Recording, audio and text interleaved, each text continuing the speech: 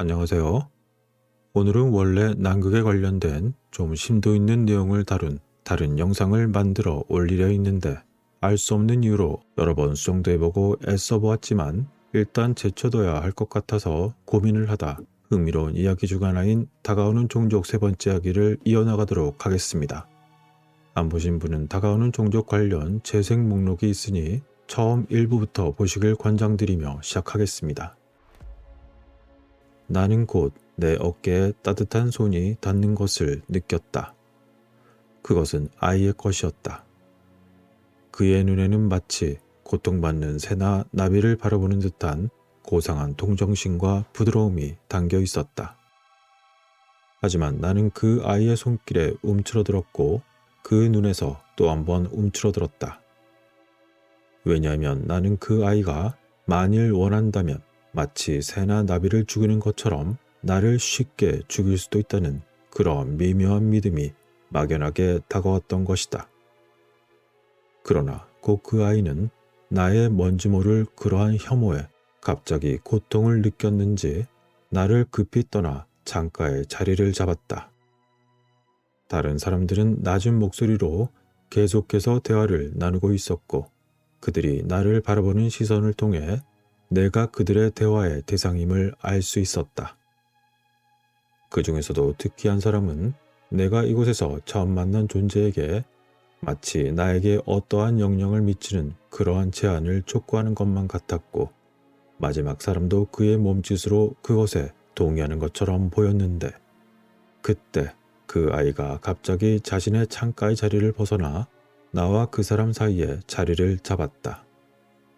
그러더니 다른 형상들과 나 사이에서 마치 자신을 보호하듯이 빠르고 열심히 무언가를 그들에게 말했다. 나는 직관이나 본능에 의해서 이전에 그토록 두려워했던 그 아이가 이제는 나를 위해서 그들에게 애원을 하고 있다는 것을 느낄 수 있었다. 바로 그때 그 아이가 말을 멈추기도 전에 또 다른 낯선 사람이 방에 들어왔다. 그는 비록 다른 나머지 사람들보다 나이가 좀 더 많아 보였지만 그렇다고 늙어 보이지도 않았다. 그의 얼굴은 다른 이들만큼 부드럽고 평온해 보이지는 않았지만 그의 특징은 똑같이 다른 사람들과 마찬가지로 매우 규칙적이었으며 내가 볼 때는 내 자신과 매우 유사한 인간성의 느낌마저 나는 것 같았다. 그는 처음에 나를 안내한 사람이 말하는 것을 그리고 그 다음에는 다른 두 사람이 마지막으로는 아이가 자신에게 하는 말을 조용히 듣고 있었다. 그런 다음 그는 나를 돌아보며 말이 아닌 몸짓으로 나에게 어떤 말을 걸어왔다. 그러자 나는 나 자신도 모르게 그가 전하려고 했던 것들을 완벽하게 이해했으며 그가 전하려 했던 내용을 자각하지 않았다고 생각했다. 나는 그가 나에게 어디서 왔는지 묻는 것을 이해할 수 있었고 나는 팔을 뻗어 바위 틈에서 나를 인도했던 그 좁은 틈 사이에 난 길을 가리켰다. 바로 그때 문득 어떤 아이디어가 내게 떠올랐다.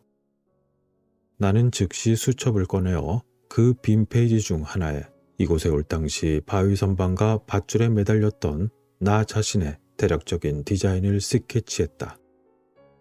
그리고 그 아래 동굴에서의 튀어나온 바위, 내가 보았던 거대한 파충류처럼 생긴 무언가의 머리, 내 친구가 떨어져 죽어 생명 없는 형태로 되어버린 것, 이러한 모든 내가 할 수 있는 이 원시적인 종류의 상형 문자를 나를 신문하는 그자에게 건네주었고 신문가는 그것을 자세히 살펴본 후에 그것을 자신의 옆사람에게 건네주었고 그렇게 하여 그 스케치는 그들 모두에게 전달되었다.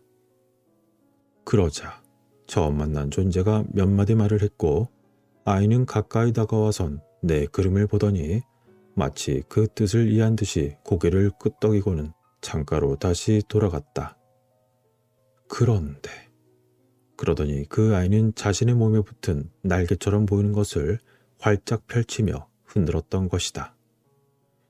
그러자 그 소녀는 날개를 한두 번 흔들더니 그리고 나서는 망설임도 없이 밖에 공간으로 뛰어들었던 것이었다. 나는 깜짝 놀라 자리에서 일어나 창가로 달려갔다. 그러자 아이는 이미 공중에 떠 있었고 날개가 그 위에 떠 있었는데 그 날개는 마치 새처럼 이리저리 퍼덕이는 것이 아니라 그 아이의 머리 위로 높이 솟아 있어서 스스로 노력하지 않고도 그 아이를 계속해서 공중 높이 들어올리는 것처럼 보였다. 그러더니 그 아이는 정말이지 독수리처럼 어디론가 빨리 날아가 버렸다. 그리고 나는 그것이 내가 내려온 바위 쪽이란 것을 금세 알아차릴 수 있었다. 그 소년의 윤곽은 찬란한 대기 속에서도 눈에 띌 정도로 잘 보였는데 몇 분 후에 그 아이는 돌아와 자신이 나갔던 창문을 거쳐 다시 들어온 다음 내가 이곳으로 온 그 틈에서 당시 내려갈 때 두고 온 밧줄들과 갈고리를 내 옆바닥에 떨어뜨렸다. 그러자 이곳에 있던 존재들 사이에 낮은 톤의 몇 마디가 서로 전달이 되었다. 바로 그때 그들 중 한 명이 자동장치처럼 생긴 것을 만졌는데 그러자 자동장치는 방에서 앞으로 미끄러져 나갔다. 그러더니 나에게 손짓으로 말하던 마지막 사람이 일어나서 나의 손을 잡고 복도로 인도했다. 그곳에선 내가 탔던 플랫폼이 우리를 기다리고 있었고 우리는 그 위에 다시 자리를 잡고 아래 홀로 내려가게 되었다. 나의 새로운 동반자는 여전히 나를 손에 끌고 그 건물을 빠져나와선 그 너머로 쭉 뻗어있는 거리 같은 곳으로 나를 안내했는데 그곳 양쪽에는 건물이 있고 화려한 초목과 함께 이상한 꽃이 만발한 정원으로 서로 나뉜 길이 뻗어 있었던 것이었다. 그곳은 낮은 담장으로 나뉘어져 있었고 길을 따라 천천히 걸어가는 이 정원들 사이에는 내가 이미 본 자들과 비슷한 모습의 그러한 사람들이 여기저기 많이 흩어져 돌아다니고 있었다. 지나가는 사람들 중 일부는 나를 관찰하면서 나에 대해서 질문하는 말투와 표정 그리고 몸짓으로써 내 안내자에게 다가갔다. 그러더니 잠시 후 군중이 우리 주위로 모여들었고 내가 마치 희귀한 야생 동물이라도 되는 양 그들은 나에게 큰 관심을 가지고 살펴보듯이 보았다. 그러나 그들은 호기심을 충족하면서도 매우 엄숙하고 정중한 태도를 유지하고 있었다. 그러자 나의 안내자가 그들에게 몇 마디 말을 전했고 이후 그들은 곧 우리 길에 방해가 되지 않도록 위험 있는 태도로서 뒤로 물러났으며 평온한 무관심으로 돌아가 다시 자신들의 길을 가기 시작했다.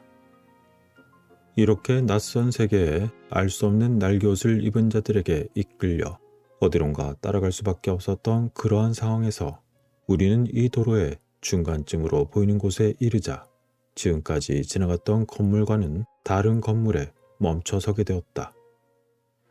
그 건물은 매우 거대한 안뜰 광장에 세 변을 형성하고 있었는데 그 각 세 변에서 쭉 뻗은 피라미드 형태의 높은 탑이 있었다. 그리고 각 변 사이에 개방된 공간에는 거대한 크기의 원형 분수도 있었는데 내가 보기에 불처럼 보이는 눈부신 물보라를 뿜어내고 있었다. 우리는 마침내 열린 출입구를 통해 그 건물에 들어가 매우 거대한 홀에 들어섰는데 그 안에는 몇몇의 아이들이 모여 있었고 그들 모두가 마치 큰 공장에서 일을 하는 것처럼 어떠한 일을 하고 있는 것만 같았다. 그곳 벽에는 바퀴와 실린더가 서로 완벽하게 작동하는 듯이 보이는 거대한 엔진 같은 것이 있었는데 그것은 보석과 금속으로 풍성하게 장식이 되어 있었고 그것이 작동하는 동안 빛이 변하면서 내뿜는 옅은 인화성 물질을 발산하는 것처럼 보였다는 점만 제외한다면 그것은 마치 우리의 증기기관과 비슷하게 보였다. 많은 아이들은 그곳에서 이 기계와 함께 어떤 신비한 작업을 하고 있는 것 같았고 다른 아이들은 테이블 앞에 앉아 있었다. 그러나 나는 그들의 직업이 무엇인지 도무지 그들이 무엇을 하는 것인지를 파악할 만큼 그곳에 오래 머물 수는 없었다. 하지만 그 아이들 중 단 한 명도 그들의 목소리가 들리지 않았고 그 어떤 아이들도 우리를 향해 돌아보지 않았던 것이다.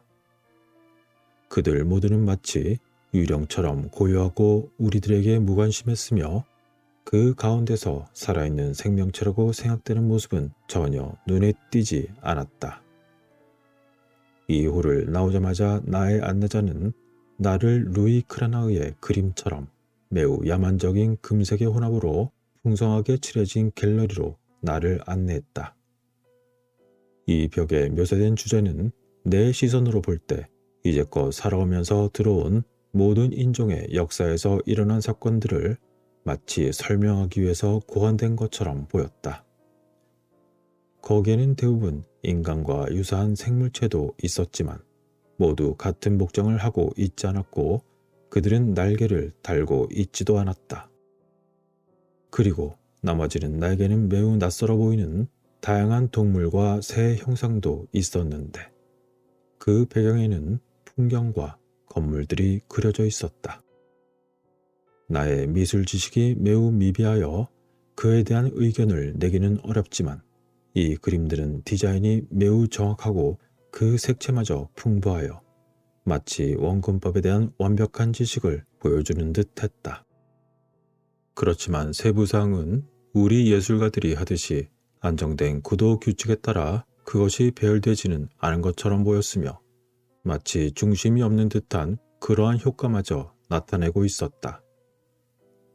그래서 그 효과는 모호한 듯이 흩어져 있으며 혼란스럽고 어지러운 느낌마저 들었던 것이다. 그것은 마치 예술적인 꿈의 이질적인 조각들처럼 느껴졌다. 우리는 이제 적당한 중간 크기의 방으로 들어섰고 거기에는 나중에 내가 안내자의 가족이라고 알고 있는 사람들이 모여 있었고 그들은 식사를 위해서 펼쳐진 테이블에 앉아 있었다. 그리고 곧 알게 된 사실은 이들이 내 안내자의 아내와 그의 딸 그리고 두 아들들이었다. 나는 두 성별 간의 차이를 단번에 알아차렸는데 그것은 두 여성이 남성보다 키가 더 크다는 것이었고 체형도 풍만하고 비율도 더 좋게 보였다. 그럼에도 그 여성들의 얼굴의 윤곽은 지상에서 볼 수 있는 여성 매력에 전혀 부족하지 않은 듯이 보였다. 그리고 안내자의 아내는 날개를 달지 않은 것처럼 보였지만 그들의 딸은 남성들의 것보다 더욱 긴 날개를 달고 있었다. 그리고 나의 안내자가 몇 마디의 말을 하자 앉아있던 모든 사람들이 일어섰다. 그러더니 그들은 내가 이전에 알아차렸던 두려움을 느낄 수 있는 그들의 공통적인 특성, 즉 매우 특이한 외모와 유난히 온화한 표정과 함께 그러한 태도로 나에게 다음과 같이 인사했다. 그들은 오른손을 매우 자연스럽게 자신의 머리 위에 올려놓고 부드러운 음성으로 C를 발음하는 것처럼 말했는데 이는 나로서는 정확히 표현하지는 못했지만 그 의미는 환영합니다 라는 것에 해당하는 것이었다. 그 집의 여주인은 나를 자신의 옆에 앉게 했고 접시들 중 하나에서 황금 접시를 내 앞에 놓았다. 비록 그들의 음식은 나에게 무척 생소했지만 나는 그 맛의 이상함보다는 그 미묘함에 더욱 놀랐다. 내가 먹는 동안 동료들은 조용히 대화를 서로 나누었고 내가 아는 한 나 자신에 대한 직접적인 언급은 정중하게 피하는 듯했다. 그리고 나의 외모에 대해서 뚜렷하게 살피는 것을 의도적으로 피하려는 듯이 그들은 예의 바른 태도도 보였던 것이다. 그러나 나는 내가 속한 인류 중에서 그들이 본 처음 만난 존재였고 따라서 그들에게는 매우 흥미롭고 이론적인 현상으로 간주되었기 때문에 나에 대한 호기심을 품고 있는 것만은 분명해 보였다. 그러나 이 사람들은 그 어떤 무례함도 없었고 가장 어린아이라 할지라도 제 멋대로의 표현조차 없었다. 그렇게 식사가 끝나자 안내자는 다시 나의 손을 끌고 갤러리처럼 보이는 곳으로 들어가 이상한 문자가 새겨진 금속판을 만졌는데 나는 그것이 우리들이 전신을 이용하여 통신하는 그러한 장치와 비슷한 성격의 것이라고 추측할 수 있었다. 그러자 이후 곧 하나의 플랫폼이 다시 내려와 우리는 그것을 탔지만 이번에는 이전의 건물보다 훨씬 더 높은 높이에 올라갔고 우리는 곧 중간 크기의 방에 다시 자리를 잡게 되었는데 그 방의 전반적인 모습은 놀랍게도 지상에서 온 방문자들에게는 매우 친숙할 만한 것들이 많았던 것이었다. 벽에는 책처럼 보이는 것이 들어있는 그러한 선반도 있었는데 실제로 그것들은 책이었다. 그런데 그 대부분은 크기가 매우 작았고 우리 인간의 서적의 형식으로 그 모양이 잡혀 있었지만 매우 고급스러운 미세한 금속판으로 묶여 있었다. 그리고 마치 전문 기계공의 연구실에서나 볼 수 있는 것과 같은 그러한 모형으로 보이는 몇 가지 이상해 보이는 기계장치 부품 몇 가지가 여기저기 흩어져 있었다. 4개의 자동 장치가 벽의 각 모퉁이에 마치 유령처럼 서 있었는데 이것은 이 사람들에게는 일반적인 가정 서비스의 목적으로 사용되는 그러한 기계적인 장치처럼 보였다. 그리고 움푹 들어간 벽면에는 휴식의 공간처럼 낮은 소파나 베개가 놓인 침대가 있었고 섬유질의 커튼이 옆으로 가려져 있는 커다란 창문이 넓은 큰 발코니를 향해 열려 있었다. 그때 나의 안내자는 발코니로 나갔고 나는 그를 따라갔다. 그런데 우리는 각진 삼각뿔 모양의 커다란 피라미드 중 하나의 가장 높은 층에 있다는 걸 알 수 있었으며 그 너머의 풍경은 말로 형언할 수 없을 만큼 매우 거칠고 엄숙한 아름다움이 있었다. 먼 배경을 형성하는 넓은 범위에 깎아지른 듯한 거대한 절벽 바위 그리고 신비로운 다양한 색상의 풀이 있는 중간중간의 계곡들 그리고 로잔테의 불꽃처럼 보이는 번쩍이는 수많은 물줄기들 그중 많은 것들이 마치 장미꽃의 시냇물 같았다. 게다가 수억 개처럼 보이는 무수한 램프에 의해서 온통 전체에 퍼져나가는 평온하고 고요한 전체적인 빛깔은 내 말로는 그 어떤 표현으로도 적절한 설명을 전달할 수 없을 정도로 너무나 화려했고 또한 훌륭하고 사랑스러웠지만 그러면서도 끔찍할 정도의 음울한 아름다움마저 지니고 있었다. 그러나 나의 시선은 곧 이 황무지의 풍경으로부터 딴 데로 옮겨졌다. 그것은 바로 갑자기 아래 거리처럼 보이는 곳에서 즐거운 음악이 터져나왔던 것이다. 그러더니 곧 날개가 달린 형태가 공중으로 솟아올랐다. 그러한 형태 하나가 오르자 처음 것을 쫓아서 다른 하나, 그리고 하나 더, 그렇게 계속해서 마치 서로 다른 하나를 쫓는 것처럼 보였다. 그렇게 날개 달린 형태들이 모여 그 군중의 모습은 점차 두터워졌고 그 수가 셀 수 없을 정도로 많아졌다. 그러나 그들의 물결치는 움직임 속에서 나타나는 이러한 형태의 환상적인 우아함을 도대체 어떻게 묘사할 수 있을까? 그들은 마치 어떤 스포츠나 오락에 함께 참여하고 있는 것처럼 보였던 것이다. 그러더니 이제는 그들이 반대편대로 구성되면서 서로 흩어지고 있었다. 이제 공중의 각 그룹은 때로는 흩어지기도 하고 서로를 엮어 솟아오르거나 또는 내려가거나 엉켜들거나 모두 아래의 음악과 시간에 맞춰 춤추는 것처럼 보였고 그것은 마치 전설 속의 페리의 날개춤을 추는 것 같이 보였다. 나는 그처럼 열광적이면서 경이로운 기적처럼 보이는 모습을 보고는 나의 안내자에게 놀라움의 시선을 보냈다. 순간 나도 모르게 그의 가슴에 접혀있는 커다란 날개가 생각나서 호기심에 이끌린 나머지 감히 그것에 손을 올려보았는데 바로 그 순간 약간의 전기 같은 충격이 나를 관통했다. 나는 두려움에 움츠러들었고 뒤로 물러났으며 그러자 나의 안내자는 미소를 지으면서 마치 나의 호기심을 정중하게 만족시켜 주려는 듯이 자신의 날개를 천천히 펴고 있었던 것이었다. 나는 그의 옷이 마치 그 아래로부터 공기가 차오르는 듯이 방광처럼 팽창하는 것을 관찰할 수 있었다. 그러더니 그의 팔은 날개 안으로 미끄러지는 것만 같았고 바로 그 순간 그는 자신을 뜨겁고 빛나는 저 공중의 대기 속으로 던지듯 뛰어들어 마치 태양을 쬐는 독수리처럼 자신의 날개를 쫙 펼친 채 그곳을 맴돌았고 가만히 그 공중에서 정지해 있었던 것이다. 그러더니 하늘의 독수리가 마치 갑자기 황무지 중간으로 급강하듯이 빠르게 아래의 한 무리의 가운데로 날아가더니 그 한가운데를 스쳐 지나갔다가 갑자기 다시 높이 솟아올랐다. 그러자 그 위에 3가지 형상이 있었는데 그 중 하나에서 나는 그것이 주인의 딸인 것을 알아본 것 같았고 그들은 그곳을 벗어나 마치 새가 새를 따라가듯 그를 따라갔다.